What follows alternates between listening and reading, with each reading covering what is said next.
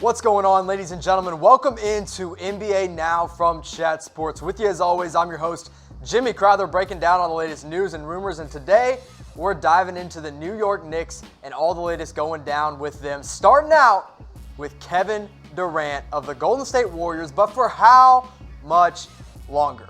The rumor today is that he may be headed to the Los Angeles Clippers. They are being considered an equal threat to land the superstar small forward as the New York Knicks.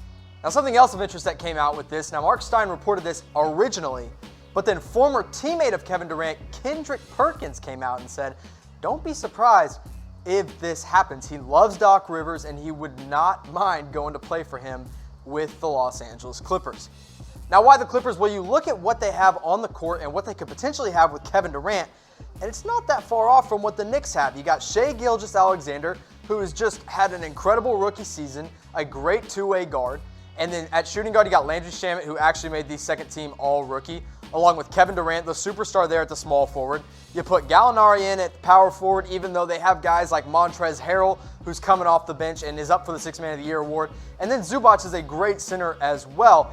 Let's not forget Lou Williams is also there, who is also up for Sixth Man of the Year award. So the Clippers really do make a lot of sense because what they have on the court is not that far off from what the Knicks would have if they added Kevin Durant.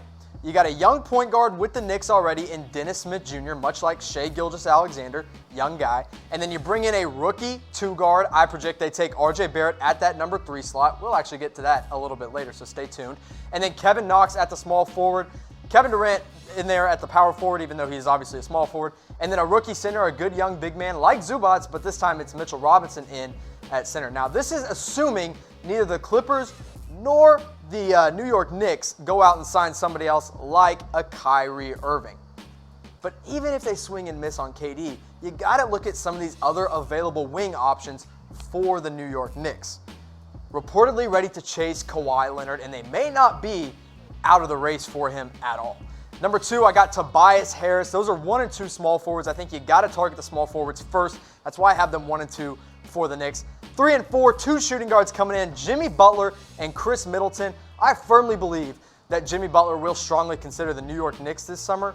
But if you swing and miss on KD, guys, it's okay because these other wings that are available are great. So you're not really settling at all with a guy like Kawhi Leonard or even Tobias Harris if you can get a KEMBA Walker to pair with him in the backcourt. But what would your ideal lineup be for this Knicks team? Put it in the comment section below. Let me take a look at it. You can look at, I think my ideal lineup and realistic lineup for the Knicks is going to be Kyrie Irving at the point. You draft RJ Barrett, put him at the 2. Kevin Durant at the 3. I think you got to start Knox and let him continue to develop there alongside KD. And then a guy like Mitchell Robinson or maybe a veteran center like DeAndre Jordan at the 5 position. That's my ideal lineup. I want to know yours, so put it in the comment sections below. But before we go any further in today's rumors, because we got a lot to talk about, I need to tell you guys to subscribe to Chat Sports on YouTube. Look at that. Over there. Where is it? Right down there. 99,000 subscribers. We are almost at 100K, and we need your help to get there. So subscribe to us today, and we'll be keeping you up to date all off season long here on Chat Sports. Speaking of staying up to date, next rumor, Kyrie Irving strongly considering the Brooklyn Nets this summer. But you say, Jimmy, they already have D'Angelo Russell. What are you talking about? They can't have 2. No, the Nets really believe that Kyrie and D'Angelo Russell can flourish together in Brooklyn. Again, this is the other New York team, but Kyrie Irving is strongly considering them. Now you got to see why they're considering him. Look at Boston. Kyrie is strongly considering Brooklyn. Look at what he did in Boston this past year. Had an up and down season, a lot of drama going on. 23.8 points per game, 5 rebounds, still dishing out nearly 7 assists, and then knocking it down from deep at 40% from beyond the three-point arc. There's no question that every team in the league would love to add Kyrie Irving, drama or not. He's a superstar point guard. The Knicks want to chase him, but he's strongly considering the Nets. So you got your top guy, KD, looking elsewhere, and possibly Kyrie looking elsewhere. A lot to worry about, but not too much, because much like the backup options, the plan Bs for Kevin Durant, there's some good plan B options for Kyrie Irving should he not come to New York. You look at number 1, the hometown kid, Kemba Walker. coming in as the best backup option to Kyrie. Number 2, D'Angelo Russell, the current Nets point guard, restricted, but should the Nets go out and chase somebody else, he could slip through the cracks, fall to New York. Malcolm Brogdon didn't play as much point guard this season with the Bucks, but still listed as a point guard. That's why I have him here for this sake. And then Ricky Rubio, a distant fourth option for the Knicks at point guard behind these other 3 guys. But I want to circle back around to KEMBA Walker, because after Kyrie Irving, this guy is absolutely the best available point guard on the market. The problem, though, he became eligible for the Super Max. Now, what the heck does that mean? That means the Hornets can offer him an extra year and $220 million this next season as he enters free agency. Now, he did grow up in New York, like I said, so that gives the Knicks a solid chance to at least get a sit-down meeting with the superstar point guard. And another reason they might have an edge over the Charlotte Hornets is that KEMBA Walker, in 8 years with the Hornets, he's only been to the playoffs twice. No bueno for the Charlotte Hornets. And then you can see what he did with Charlotte this past year. 25.6 points per game, 6 assists, and then 4 rebounds per game as well in Charlotte. But hey, what happens if they miss out on KD? And what happens if they miss out on Kyrie? What happens if they miss out on KEMBA? What if they miss out on all these big stars? Okay, guys, if you're a Knicks fan, it's time to take a deep breath, because this might get ugly. This is a potential worst-case scenario for the New York Knicks next season. Dennis Smith Jr. in at point. Look, I still believe in Dennis Smith Jr., but if he's your starting point guard next year, you might be in some trouble. Shooting guard RJ Barrett, because there's just no way they mess up that number 3 pick, but who knows, it's the New York Knicks. Number 3, Kevin Knox, didn't have a great rookie season, came out of the gates hot and then struggled. Lance Thomas, your starting power forward, you see that right there, 4.5 points per game. And then Mitchell Robinson, the young center. This is worst case scenario. So what happens if this happens? I need to know what your panic level would be if this is your starting 5 for your New York Knicks next season, because the panic level should be pretty high, because you got all these high expectations going into the summer, and it could immediately just blow up in their faces if this happens, okay?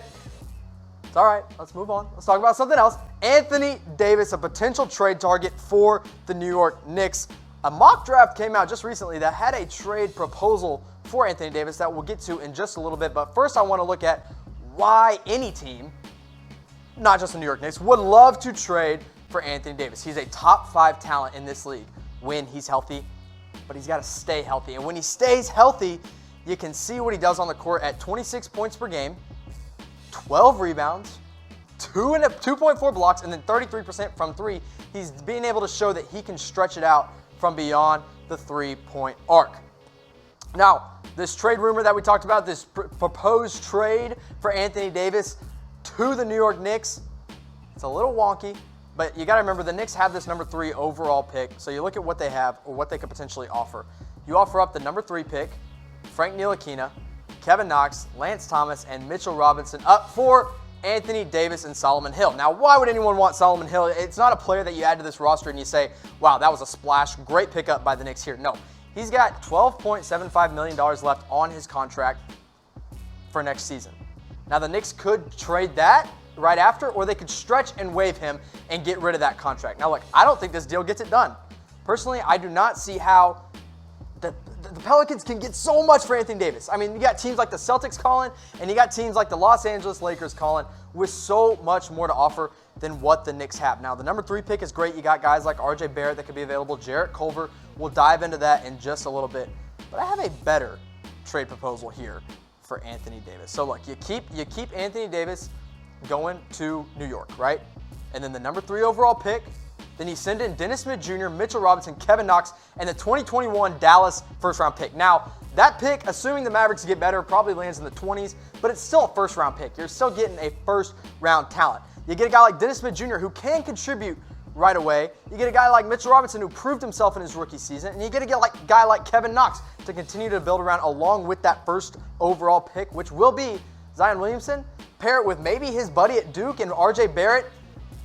That's got to be enticing for the New Orleans Pelicans. But I want to know from you guys, what should the Knicks offer for Anthony Davis? I want you to put it in the comment section below. Throw me your best trade proposal. Get on the trade machine. Just throw up any little concoction you got for Anthony Davis. I'll take a look at it, let you know what I think of your trade.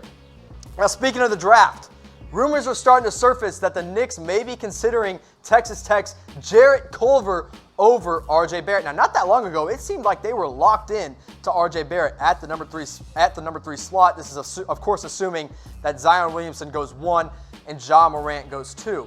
So why would they consider Jarrett Culver? Look, great scorer. I loved watching him at Texas Tech. He is a versatile defender, and really, he can just get you buckets. He put up 18.5 points per game, 6.4 rebounds, and then he was also actually dishing the ball out pretty well at 3.7 assists per game. Now, you look at his three-point percentage, you get a little worried because it is at 30.4%. But when he wasn't the main guy last year, he was shooting at nearly 39% from three. So he really can he's shown that he can shoot. But the main guy they were looking at was RJ Barrett. So I want to put these two side by side and look at it. Barrett has the edge in points. Barrett has the edge in rebounds. Barrett has the edge in assists per game, and Barrett has the edge in three-point percentage. So I just do not understand targeting Jarrett Culver here over RJ Barrett. Not to mention, Barrett has the more natural scoring tools, the better physical tools than Jarrett Culver right now. He's got superstar potential. Okay, let me remind you guys, not too long ago, RJ Barrett was listed as the number 1 overall pick here over Zion Williamson. That was before their days at Duke and before Zion showed that he could play at a high level against this high-level competition. But RJ Barrett was the number 1 overall recruit not that long ago. So it really would not be that surprising to see RJ Barrett go 3. I think he should go 3. I think considering Culver here would be absolutely ridiculous for the New York Knicks. But I need to know which player you think will be better in the NBA. If you think it's going to be RJ Barrett, which I personally believe, put RJ in the comment section below. Easy enough. And if you think it's going to be Jarrett Culver, type JC in the comment section below, which also happens to be my initials. So if you just want to put a vote in for me, you can do that as well.